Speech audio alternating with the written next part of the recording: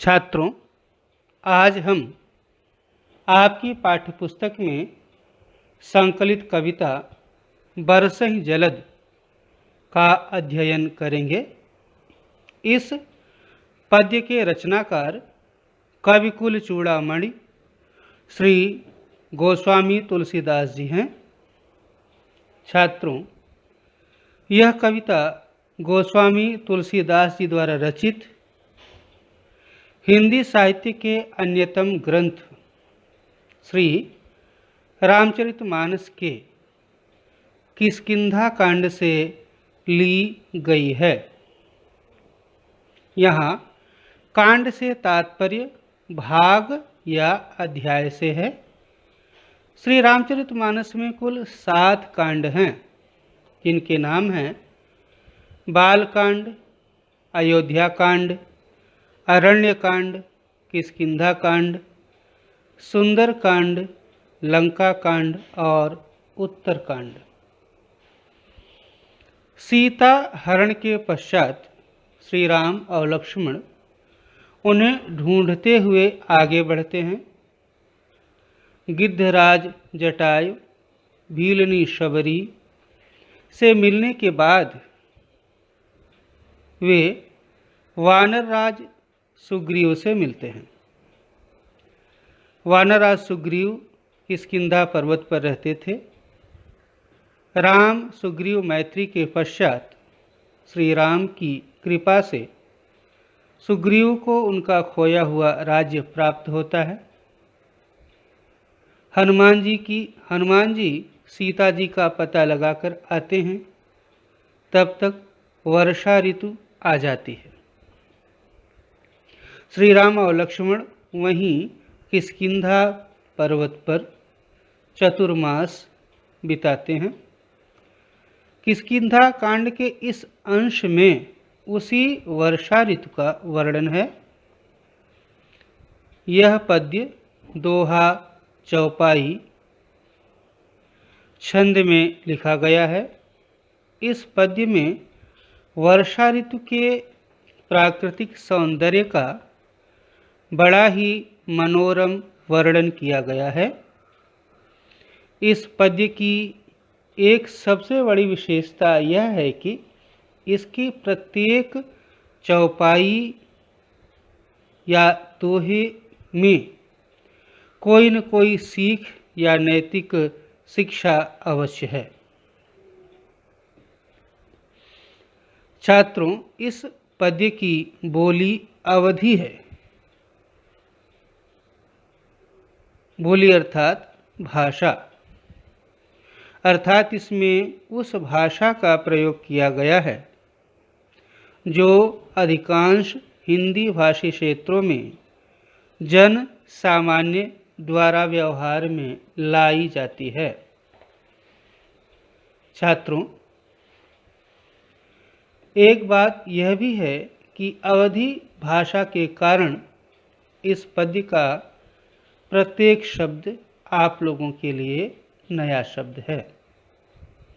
छात्रों, इस पद्य का अध्ययन आरंभ करने से पूर्व हम इसके रचनाकार श्री गोस्वामी तुलसीदास जी का संक्षिप्त परिचय प्राप्त कर लेते हैं।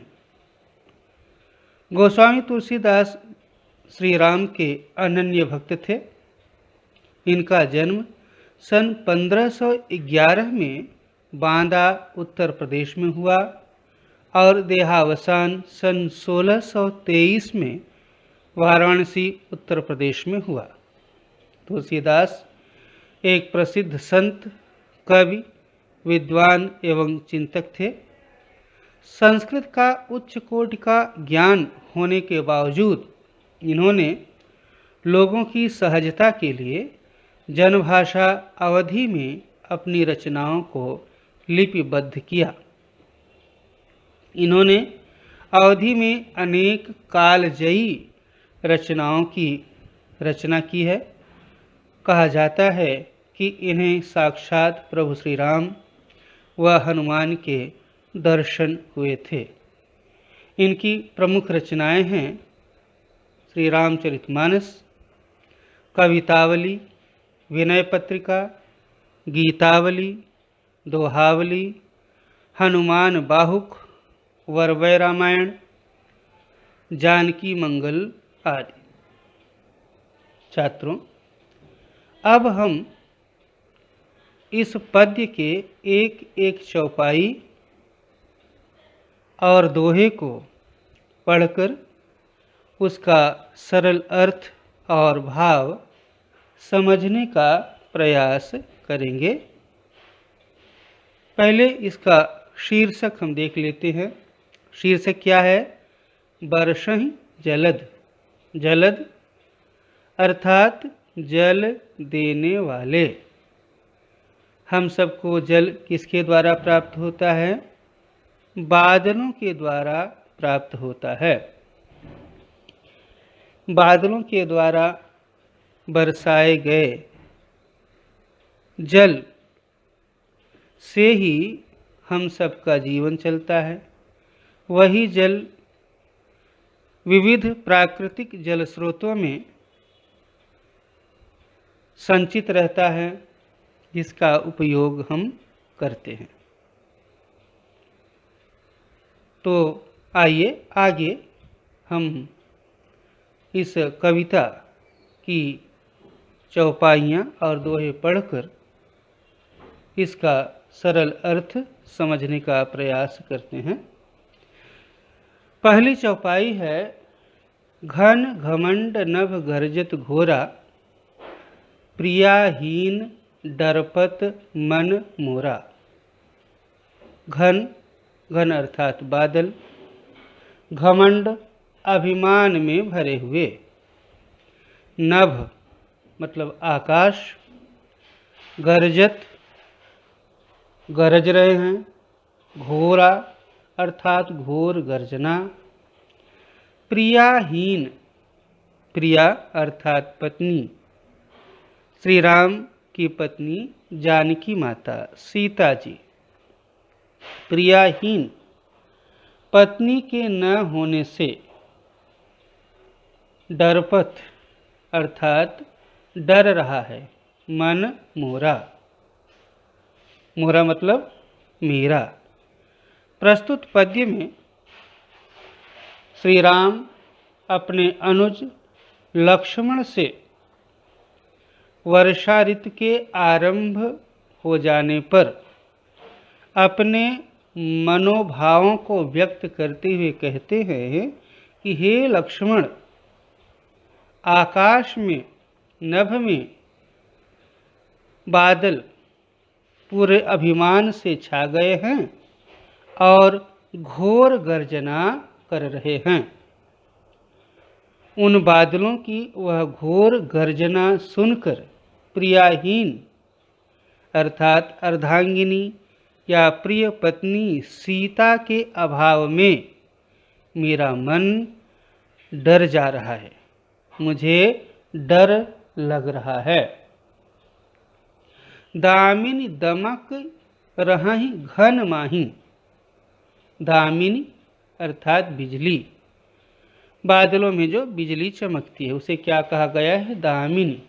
दमक चमकना, रहहि रह रही हैं, घन माही, घन अर्थात बादल, माही अर्थात में। खल, खल मतलब दुष्ट व्यक्ति, खल कय, प्रीति, प्रीति अर्थात प्रेम या मित्रता, जथा, जथा अर्थात जिस प्रकार, थिर, थिर अर्थात स्थिर, नाही नहीं। प्रस्तुत चौपाई में तुलसीदास ने हमें एक नैतिक मूल्य, नैतिक शिक्षा देने का प्रयास किया है। वे कह रहे हैं कि जिस तरह से बादलों में बिजली रह रह कर चमक रही है, बिजली की चमक क्या होती है? क्षण मात्र के लिए होती है, ज़्यादा समय के लिए वह रहती नहीं है। जिस तरह से बादलों में बिजली रह रह कर चमक रही है और उसका चमकना लगातार निरंतर क्या है? वह जारी है, पर वह चमक क्षण मात्र के लिए ही होती है, फिर वह समाप्त हो जाती है, एक जैसी स्थिति नहीं रहती। ठीक है, तो बादलों में इस तरह की बिजली के चमकने की तुलना महाकवि गोस्वामी तुलसीदास जी ने किससे की है? क्या लिखते हैं कि खल कय प्रीति जथा तिर नाही। जिस तरह से खल अर्थात दुष्ट व्यक्ति की मित्रता, उसका स्नेह, उसका प्यार स्थिर नहीं रहता। क्यों स्थिर नहीं रहता? क्योंकि वह अपने स्वार्थ साधन तक ही आपसे मित्रता रखता है। जैसे उसका स्वार्थ पूरा हो जाता है, उसके मनोभाव बदल जाते हैं और वह मित्रता भी उसकी समाप्त हो जाती है। तो कवि कह रहे हैं जिस तरह से खल अर्थात दुष्ट व्यक्ति की मित्रता का भाव स्थिर नहीं रहता, वह क्षण क्षण पल पल बदलता रहता है, उसी तरह से बादलों में रह रहकर लगातार बिजली चमक रही है। बरसई जलद भूमि निराए। बरसई अर्थात बरस रहे हैं। कौन? जलद। जलद अर्थात बादल। भूमि, भूमि अर्थात धरती, जमीन, पृथ्वी। निराए, निराए मतलब नज़दीक आकर के। आपने देखा होगा या आपको जानकारी होगी कि जिन बादलों में पानी होता है, जो वर्षा करने वाले होते हैं, वे जमीन के धरती के नज़दीक आ जाते, वो ज़्यादा ऊंचाई पर रहते नहीं हैं। तो कह रहे हैं, कवि क्या कह रहे हैं कि बादल जो हैं जमीन के, पृथ्वी के, धरती के काफ़ी नज़दीक आकर बरस रहे हैं। बरसहि जलद भूमि निराए, जथा नवहि बुध विद्या पाए। जथा, जथा मतलब जिस प्रकार, नवहि, नवहि मतलब झुक जाते हैं, विनम्र हो जाते हैं, विनम्रता का भाव धारण कर लेते हैं। बुध, बुध अर्थात ज्ञानी पुरुष। विद्या, ज्ञान, पाए मतलब पाकर। जिस तरह से ज्ञानी पुरुष, सज्जन पुरुष विद्या पाकर के, ज्ञान पाकर के विनम्र हो जाते हैं, झुक जाते हैं, उनमें विनम्रता का भाव आ जाता है, अहंकार उनका दूर हो जाता है, उसी प्रकार से ये बादल भी भूमि के, पृथ्वी के, धरती के नज़दीक आकर वर्षा कर रहे हैं। बूंद अघात सहहि गिरि कैसे। अघात अर्थात आघात या प्रहार। बूंदों के आघात, बूंदों के प्रहार। सहहि, सहहि मतलब सहना। गिरि, गिरि अर्थात पर्वत, पहाड़। कैसे, कहते हैं कि बूंदे के प्रहार को ये पहाड़, किष्किंधा पर्वत जहाँ पर श्री राम जी निवास कर रहे हैं, कैसे सह रहे हैं, किस प्रकार सह रहे हैं। खल के वचन संत सह जैसे, कि जिस प्रकार से संत व्यक्ति, सज्जन व्यक्ति, साधु, महापुरुष खल, खल अर्थात दुष्ट व्यक्तियों के दुर्वचन चुपचाप सह लेते हैं, किसी भी प्रकार की उस पर प्रतिक्रिया नहीं करते हैं। ठीक उसी प्रकार से ये पर्वत जो हैं वो बूंदों के आघात को चुपचाप सहते जा रहे हैं। क्षुद्र नदी भरी चली तो राई। क्या कह रहे हैं कि वर्षा ऋतु में बादलों के बरसने से जो बड़ी नदियाँ होती हैं उन पर तो कोई विशेष फर्क नहीं पड़ता, प्रभाव नहीं पड़ता, लेकिन जो छोटी छोटी नदियाँ होती हैं जिनकी क्षमता कम होती है, वे थोड़े से जल पाकर इतने वेग से बहने लगती हैं कि चली तो राई अपने किनारों की सीमा को लांघकर बड़े वेग से बहने लगती हैं। क्षुद्र नदी, क्षुद्र मतलब छोटी, नदी भरी, भर जाती हैं। किससे? थोड़ी सी वर्षा होने से क्या होता है, वो भर जाती हैं और अपने किनारों की मर्यादा तोड़ करके बहने लगती हैं, जिससे आसपास रहने वाले लोगों को हानि हो सकती है। जस थोरेहु धन खल इतराई, कहते हैं कि नदियाँ, छोटी छोटी नदियाँ थोड़े से जल पाकर इस तरह से अपने किनारों की मर्यादा लांघ करके वेग से बहने लगती हैं। जिस प्रकार से थोरेहु धन, जस जस अर्थात जिस प्रकार से थोरेहु धन, थोड़ा सा धन पाकर, खल खल अर्थात दुष्ट व्यक्ति, पामर पापी कुटिल व्यक्ति जो होते हैं, इतराते हैं, अभिमान करने लगते हैं, अभिमान घमंड दिखाने लगते हैं। उनका ऐसा दिखावा रहता है कि उनके जैसा धनवान संपन्न और दूसरा कोई नहीं है। भूमि परत भा डाभर पानी, भूमि परत बा ढाबर पानी, जन जीवहि माया लपटानी। जन अर्थात जिस प्रकार से, जीवन अर्थात जो हमारी जीवात्मा होती है।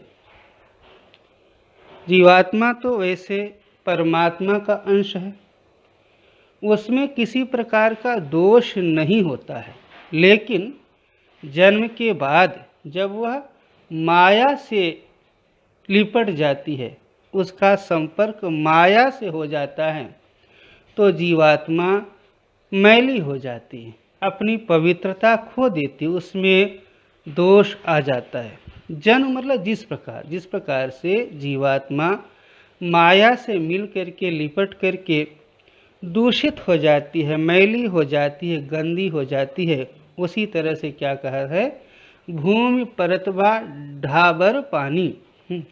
भूमि पर पड़ने से, भूमि पर पड़ने के कारण, क्योंकि भूमि क्या है, मिट्टी है, जमीन, और ऊपर से जो बूंदें गिरती हैं, वे जब धरती की मिट्टी धूल से मिलती हैं तो क्या हो जाती हैं, ढाबर हो जाती। ढाबर अर्थात मटमैला, वह पानी कैसा हो जाता है, मटमैला हो जाता है, दूषित हो जाता है, गंदा हो जाता है।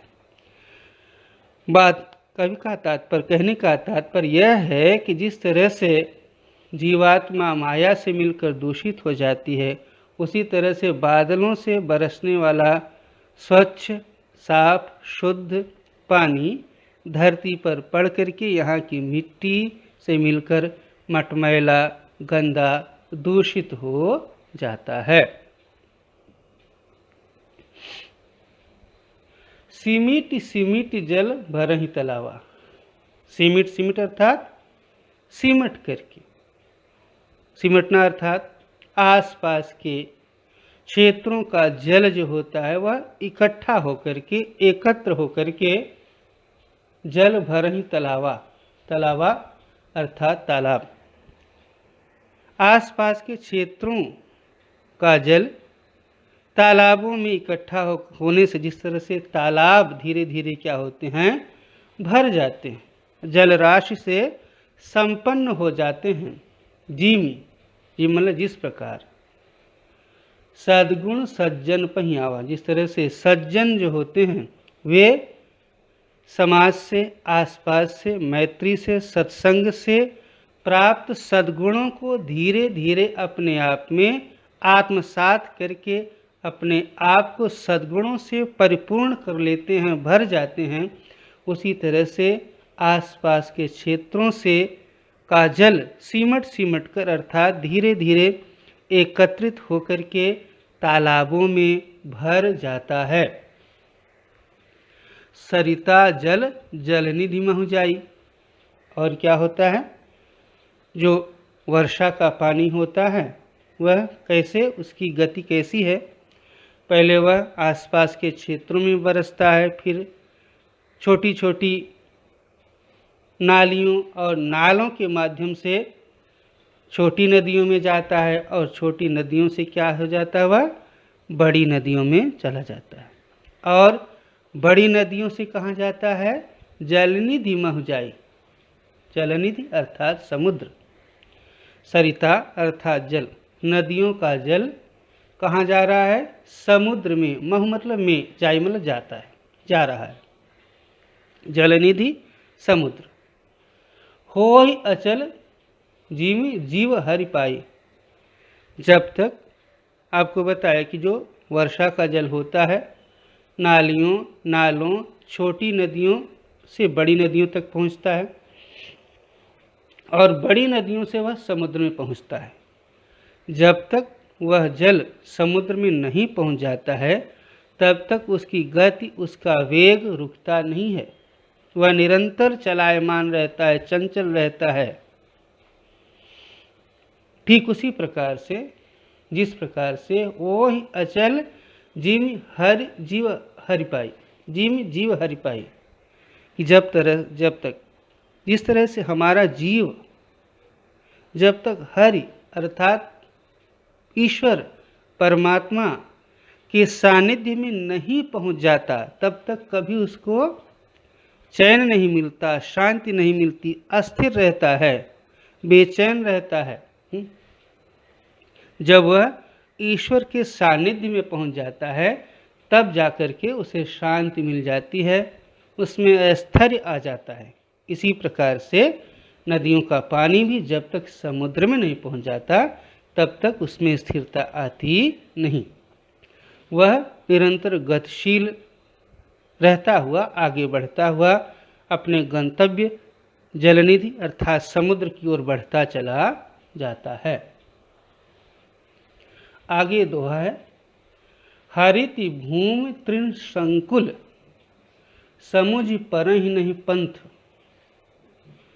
जिमि पाखंड विवादते, लुप्त होहि सदग्रंथ।